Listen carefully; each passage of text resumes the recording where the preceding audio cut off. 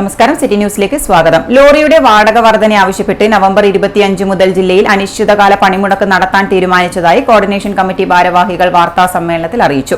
സ്വതന്ത്ര lorry owners association, lorry drivers union, lorry transport agents association എന്നിവയുടെ സംയുക്ത സംഘടനയായ കോർഡിനേഷൻ കമ്മിറ്റിയുടെ ആഭിമുഖ്യത്തിലാണ് സമരം. വിഷയത്തിൽ ബന്ധപ്പെട്ടവർ എത്രയും പെട്ടെന്ന് ഇടപെടണമെന്നും ഭാരവാഹികൾ വാർത്താ സമ്മേളനത്തിൽ ആവശ്യപ്പെട്ടു.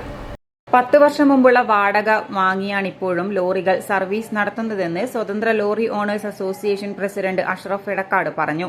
കാരണം ലോറി ഓണേഴ്സും അതുപോലെ തന്നെ ട്രാൻസ്പോർട്ട് അസോസിയേഷൻ CATയും ഡ്രൈവേഴ്സ് തൊഴിലാളി യൂണിയൻ ANTUCയും സംയുക്തപരമായി കോർഡിനേഷൻ കമ്മിറ്റി പ്രവർത്തിച്ചു വരികയാണ്.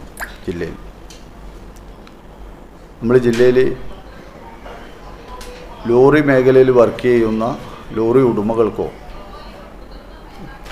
20 വർഷമായി വാടക വർധനവ് ഈ നാട്ടിൽ നടന്നിട്ട് അത് പൂർണ്ണമായിട്ടും ഇല്ലാതായിട്ട് 10 വർഷമായി.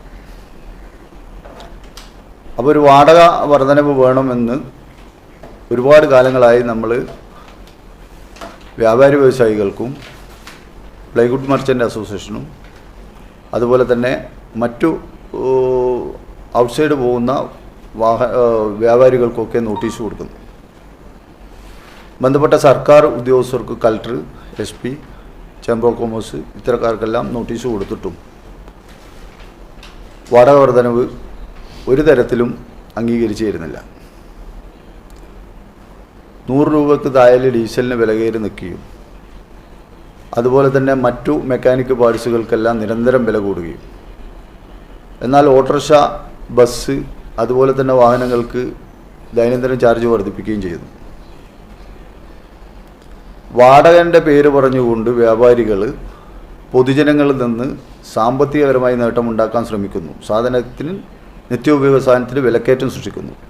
കൃത്രിമ വിലക്കയറ്റമാണ് അവർ സൃഷ്ടിക്കുന്നത്, വാടക വർധനവിൻ്റെ പേര് പറഞ്ഞുകൊണ്ട്. യഥാർത്ഥത്തിൽ വാഹന ഉടമകൾക്ക് ഇതിൻ്റെ ഒരു ആനുകൂല്യവും കിട്ടുന്നില്ല. വാഹന ഉടമകൾ വാഹനം വിറ്റ് പോവുകയാണ് ഇപ്പോൾ സ്ഥിതിയുള്ളത്. സ്പെയർ പാർട്സ് മുതൽ ഡീസൽ വരെ എല്ലാ സാധനങ്ങൾക്കും വില വർദ്ധിച്ചിട്ടും ലോറി വാടക വർദ്ധിപ്പിക്കാൻ ബന്ധപ്പെട്ടവർ തയ്യാറാവാത്തതാണ് സമരത്തിലേക്ക് നീങ്ങാൻ തങ്ങൾ നിർബന്ധിതരായതെന്നും ഇവർ പറഞ്ഞു.